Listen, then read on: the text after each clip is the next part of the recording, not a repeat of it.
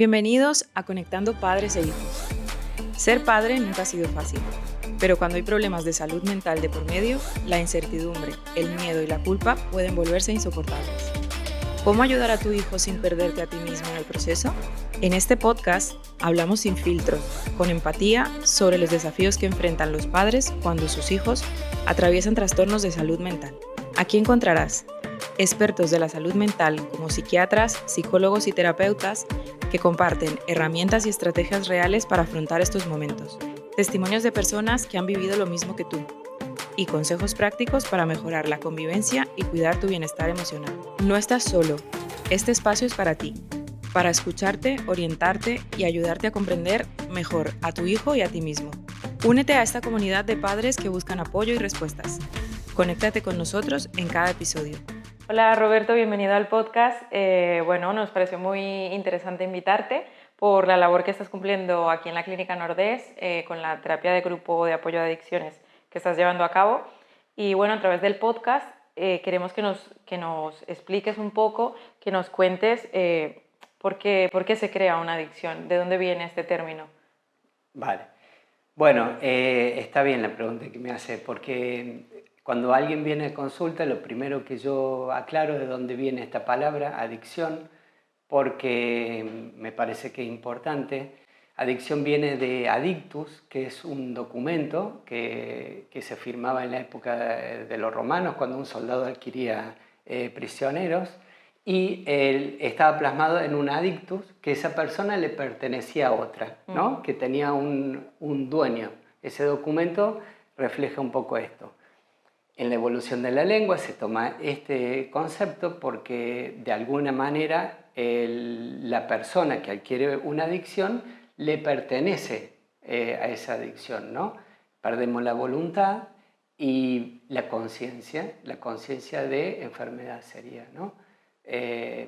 Empieza a jugarse un deterioro en muchas esferas de nuestra vida. Entiendo. Entonces, ¿en qué momento yo como ser humano me doy cuenta que soy adicto a algo y que ya no puedo controlarlo? ¿Por qué termina la gente viniendo a buscarte? Vale. Bueno, una persona llega a la consulta porque o ha tenido algún problema físico, algún problema orgánico a través del consumo, entonces ya ahí se empieza a dar cuenta que eso le está haciendo mal. Pueden venir porque empieza a haber un deterioro social en los vínculos sociales. La persona que empieza a consumir se termina aislando. Viene la soledad, depresión, etcétera, un par de cosas. Podemos tener problemas en el trabajo también, sí, porque en el trabajo hay un deterioro de la responsabilidad en el consumo. Entonces, empiezo a faltar, a no cumplir, a no ser productivo, alejarme, ¿no? De la responsabilidad. Entonces, en cuanto al adolescente, ¿cómo un padre se puede dar cuenta de si un niño adolescente está consumiendo o no? Yo lo primero que le preguntaría es en el cambio de conducta, ¿no? Si más o menos la conducta va cambiando, está de pronto mucho más irritable o eufórico o algún tipo de conducta que le llame la atención. Esto sería un indicador. El otro indicador es el aislamiento, es decir, una persona que no se relaciona y permanece mucho tiempo encerrada, es un indicador, ¿no? Porque somos personas sociales y necesitamos vincularnos con el otro. Entonces, este sería otro indicador. Vale, perfecto, muy bien. Como en este podcast ya hemos tratado diferentes enfermedades mentales y problemas que puede atravesar un adolescente, normalmente los indicadores de que algo no va bien suelen ser los mismos, que se aísla o que sale mucho o que cambia algo en su conducta. Pero las adicciones y el consumo tienen algo diferente o esas conductas que cambian son las mismas, o sea, se aísla, ¿O sale mucho? ¿O qué hay, cómo puedo diferenciarlo de otro tipo de enfermedades o de problemas? Bueno, para consumir de alguna manera necesitamos recursos. Entonces, es decir, recursos me refiero, si un adolescente se la pasa muchísimas horas usando las pantallas, ¿no? Necesita como mínimo internet, necesita estar conectado a algo. Quien paga eso serían los padres, ¿no? Sí. Entonces, ¿cómo lo podemos ver? Por la cantidad de tiempo que pasa consumiendo. Si estamos hablando de sustancias, necesitamos dinero para consumir. El dinero hay que sacarlo de algún lado. Si la persona no trabaja, si estamos hablando de un adolescente que no trabaja, nosotros como padres podríamos darnos cuenta de dónde saca esos recursos para poder consumir. Que algo no está bien ahí, sí. Después me vino otro indicador que es importante, que es el sueño. Nosotros cambiamos el sueño ante el consumo, ya sea de pantalla, de marihuana, de cocaína, de cualquier tipo de consumo, hay una alteración del sueño. Entonces... Cuando dices alteración, ¿te refieres a que duerme menos, duerme diferente o duerme más? Duerme en periodos distintos a los habituales, ¿no? Por ejemplo, si lo normal para esa persona sería dormir de 12 a 7 de la mañana, un adolescente que consume pantalla se acuesta a las 2, 3, 4 de la mañana, claro. Y después es muy difícil levantarlo para llevarlo al colegio, anda cansado todo el día, se duerme en clase, los tutores nos podrían decir que se duerme el niño en clase, está desganado, no tiene energía para realizar ninguna actividad,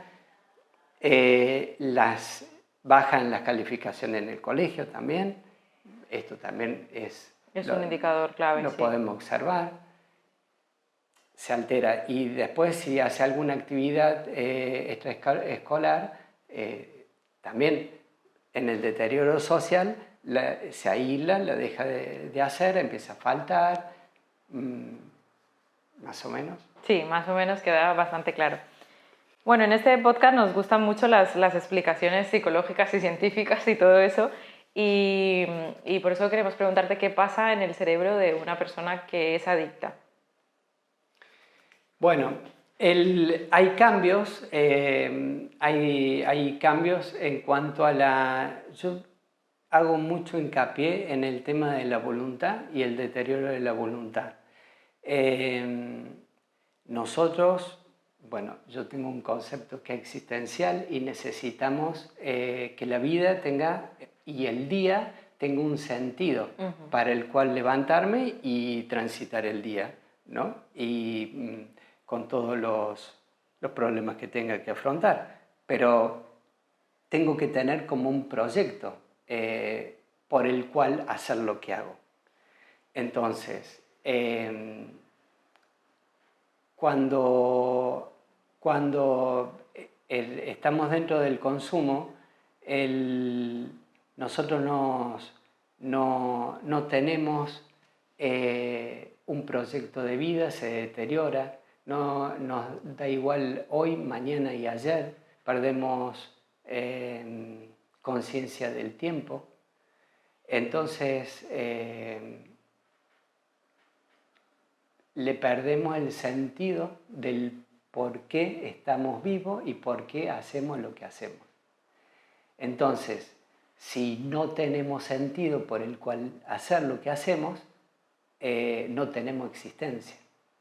Lo que nos da la existencia es lo que nosotros hacemos. Lo que fuera, pero lo que yo hago me identifica en ese momento. Y mientras lo estoy haciendo, me da existencia. Ya sea hablar con una persona que me está nombrando, me mira a los ojos, en ese momento yo estoy existiendo, ¿no?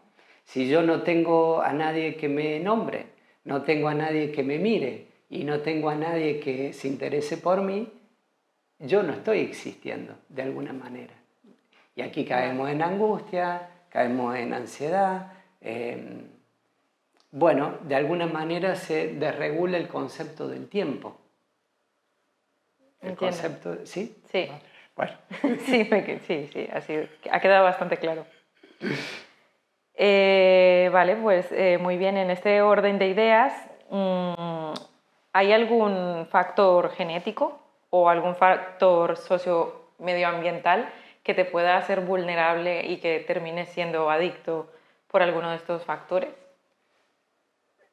Sí, bueno, sí que lo hay. Hay una predisposición. Hay una predisposición genética. Puede haberla, pero no es determinante. Puedo tener padres que han consumido. Exactamente. Sobre todo en la gestación, por ejemplo, ¿no? Y puedo generar una adicción por este consumo. Hay una predisposición genética. Pero eso no es condición para yo consumir, ¿no? Y en cuanto a estos factores socioambientales también, porque si yo estoy familiarizado en un barrio, en una familia, en un núcleo donde para mí es habitual el consumo, de alguna manera es más fácil acceder a ese consumo. Y lo normalizaré, ¿no? Supongo que será como... Bueno, nos instalan ciertos valores que necesitamos, ¿no? Los valores serían como los cimientos de nuestra personalidad. Nos instalan ciertos valores como para decir que no, como para empezar a verlo mal. Simplemente empieza a gestionarse o a gestarse el deterioro sin tener conciencia de que esto está mal o bien, ¿no? Entiendo. Tiene que ver con los valores, ¿no? Los factores socioambientales influyen directamente en la formación de los valores. Claro, entonces son estos valores los que se ven afectados y que esa persona no tiene para que termine desarrollando algún tipo de adicción, por ejemplo. De alguna manera, sí.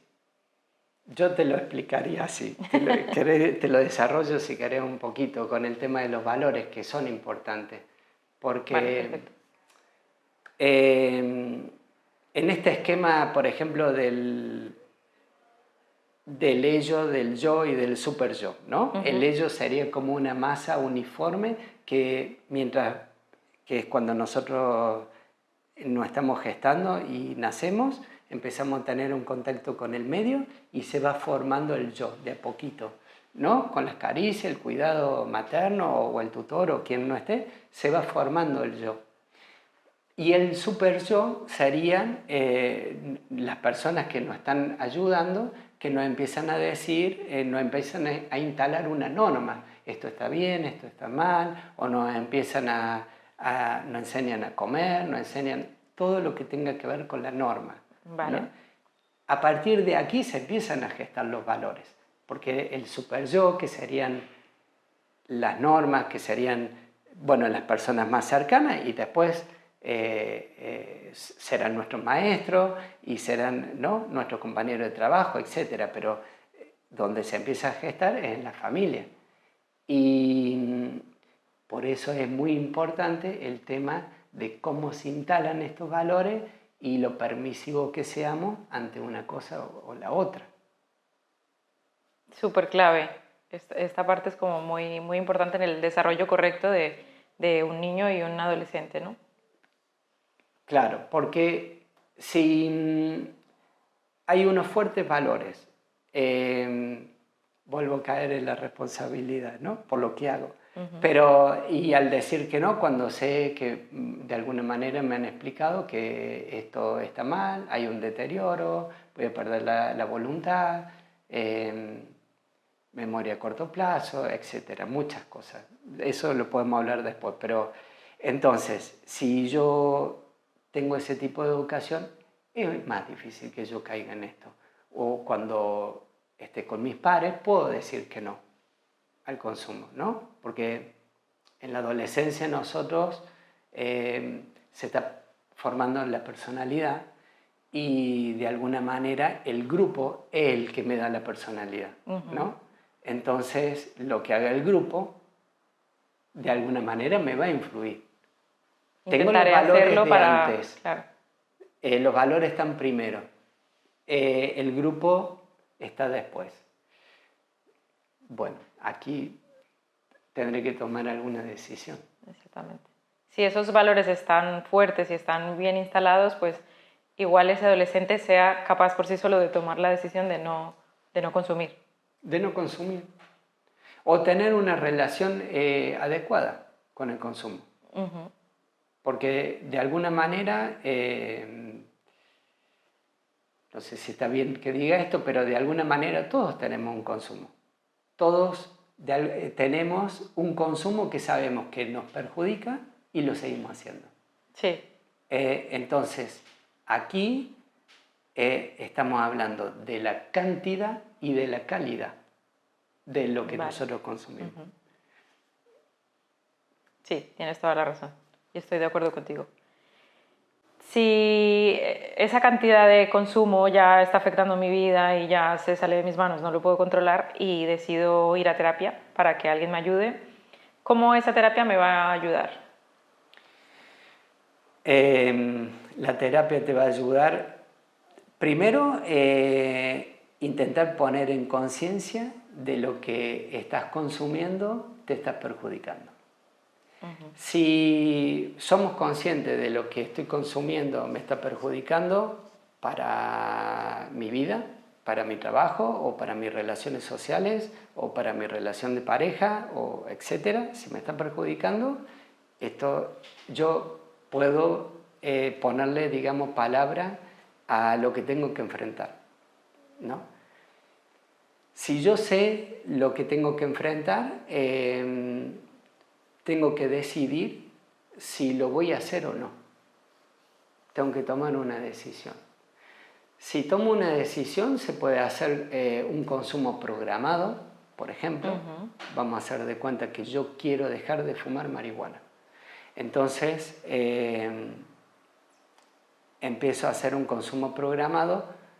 Si yo estoy consumiendo los 7 días de la semana, empiezo a no consumir el lunes, por ejemplo. Establezco un contrato de palabra con el terapeuta, con la terapia o en grupo. Después te explico un poquito cómo funciona el grupo. Pero establezco un contrato de palabra y me comprometo al menos a no consumir un día. Vale. Aquí hay que ver otras cosas, porque el consumo siempre viene asociado a algo, ¿no? Por ejemplo, a mí me gusta fumar marihuana cuando estoy con mis amigos. A mí me gusta fumar un tabaco con el café. A mí me gusta tomar cocaína con la cerveza porque me he acostumbrado a esto. Me siento mejor y cuando salgo de fiesta es lo que hago, por ejemplo. Entonces, siempre está asociado a algo. Siempre está justificado con una acción del día el consumo. Es que yo, si no fumo, no puedo hacer esto, ¿no? Entonces voy creando toda una ramificación como de hábitos en ronda al consumo. Entonces tenemos que ver los hábitos que tenés para poder ayudar a este día a no consumir. Solo un día, pero tenemos que trabajar en los hábitos. Si quiero dejar de fumar y está muy asociado al café, porque esa combinación de gustos es lo que me gusta, apenas yo empiezo a sentir el olor al café, me va a estimular las ganas de fumar. Entonces tengo que empezar a pensar cómo hago con el paciente para evitar estos lugares, para evitar tomar café o reducirlo, para evitar ir al bar, por ejemplo. De acuerdo al hábito de la persona, yo empiezo a trabajar. El hábito que justifica la adicción, ¿no? El hábito sí que justifica la adicción y la forma de hacer en el día de cada persona. Por eso en esto todos somos distintos, ¿no? Y después el consumo tiene un ciclo. Yo me empiezo a acostumbrar a consumir a partir de las 6 de la tarde, a partir de las 10 de la noche o a las 8 de la mañana. Tiene un horario, tiene un ciclo. Entonces hay que entender, con el paciente, empezar a entender este ciclo de consumo. Cuándo me vienen las ganas, ¿no? Vale. Hay otro tipo de consumo que es de fin de semana. Por ejemplo, el jueves, viernes, sábado viene el consumo. Pero yo el lunes y el martes ya estoy construyendo en el pensamiento cómo voy a hacer el fin de semana para poder consumir. Entonces lo que nosotros tenemos que trabajar es en el pensamiento del lunes y martes. Vale. No cuando venga el fin de semana. Hay que tratar de anticiparse. Son como un conjunto de acciones que se empiezan a edificar de acuerdo a la vida del consultante para poder empezar a decir que no. Porque no es tan fácil dejar de consumir. Solo no voy a consumir un día y los otros días sí. Es como empezar a trabajar en ese día para crear un poquito de voluntad para después el martes decir, yo un día no consumí. Bueno, a lo mejor la semana que viene es otro día más. Puedo lograr 2 y así sucesivamente. Y es progresivo. Esto sería como la primera etapa. Cuando yo logro no consumir, cuando ya, digamos, la adicción no me gobierna la semana, aquí empezamos a pensar en términos de 3 meses, ¿no? A los 3 meses, estadísticamente, va a haber una recaída. Entonces, va a haber una recaída a los 3 meses, al 8º mes y al año y medio. Entonces, lo primero será prepararme para esa recaída.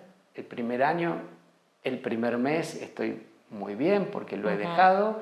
El segundo mes ya estoy confiado de que a esto lo domino y a lo mejor me lo puedo empezar a permitir de nuevo. Un pequeño consumo. Entonces ahí empieza el riesgo de nuevo y es donde se empieza a trabajar de nuevo. Vale. En términos generales, ¿cómo se empieza a trabajar? Con control, porque partimos de la base de que no tengo la voluntad para dejar de consumir, entonces necesito un control. El control...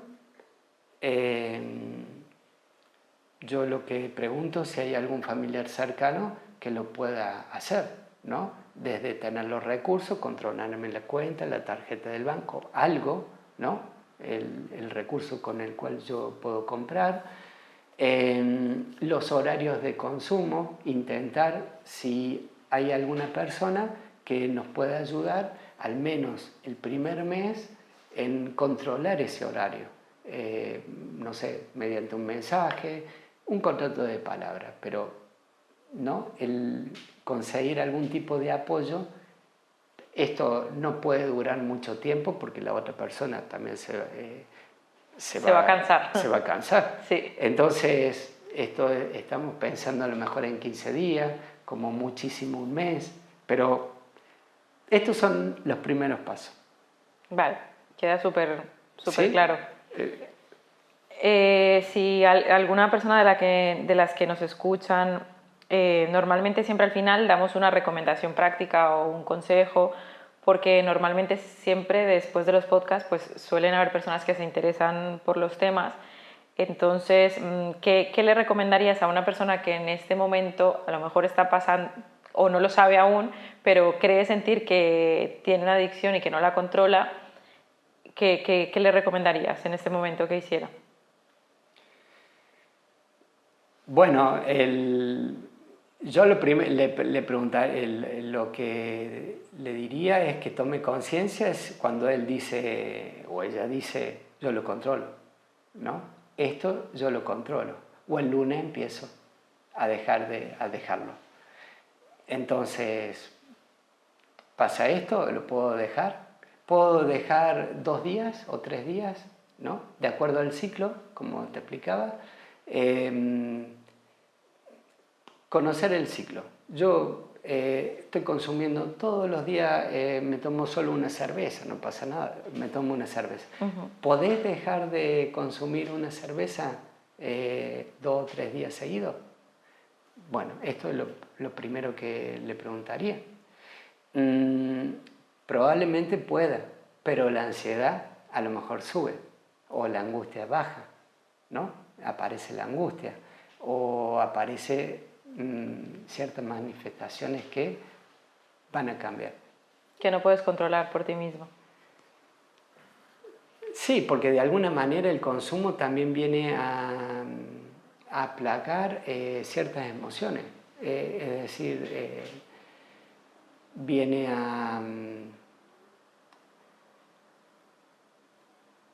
La palabra sería divertirnos. Divertirnos significa quitar la mirada de algo importante. Vale. Entonces el consumo un poco hace esto. De lo que tengo importante para hacer, el consumo me quita la mirada de eso importante. O quizás de algo que me duele, de algo que no estoy sabiendo gestionar, también puede ser. Bueno, sí, como un duelo, por ejemplo, puede ser que me duela, una separación, sí, pero ¿qué sería lo importante ahí? Intentar superarla. Claro. Entonces, de acuerdo a mi vida, ¿cómo puedo hacer para superarla? En realidad, o sea, yo pienso que nosotros sabemos qué tenemos que hacer. Lo que pasa es que no es más económico psíquicamente quitar la mirada de lo que tenemos que hacer a enfrentarnos, porque supone un esfuerzo, ¿no? Sí, supone un trabajo y un esfuerzo, totalmente. Por ejemplo, cuando estudiamos, la mayoría de las personas le cuesta concentrarse, ¿no? Es un esfuerzo psíquico estudiar y es mucho más fácil levantarme, ir a buscar el agua, estudiar más tarde, mirar el teléfono, interrumpirme. Todo esto es mucho más económico psíquicamente que hacer el esfuerzo de estudiar. Sí, totalmente. Entonces, bueno, un poco... No sé si te respondo. Sí, muy bien, la verdad. Pues muchas gracias por tu tiempo. La verdad que nos has dejado bastante claro qué tendría que ser una persona que esté padeciendo o que crea que tiene una adicción. Y nada, muchas gracias por acompañarnos. Bueno, muchas gracias. Agrego otra cosa, no importa, pero en la terapia o en el proceso para dejar la adicción, paralelamente es muy importante construir un sentido de por qué estoy haciendo esto. Y ese sentido, en principio, no es por mí. Porque, o sea, yo estoy dispuesto a darle mi cuerpo a la adicción. Entonces no puede ser por mí porque no va a pasar nada. Tiene que ser un sentido lo suficientemente importante, digamos existencialmente, para poder hacerlo, ¿no? Será mi hijo, será mi esposa, será mi familia, mi padre, quien sea. Pero necesitamos construir un sentido porque es el que nos va a hacer crecer a motivar. La voluntad. Bueno, vale. todo esto Perfecto. se trabaja. Sí.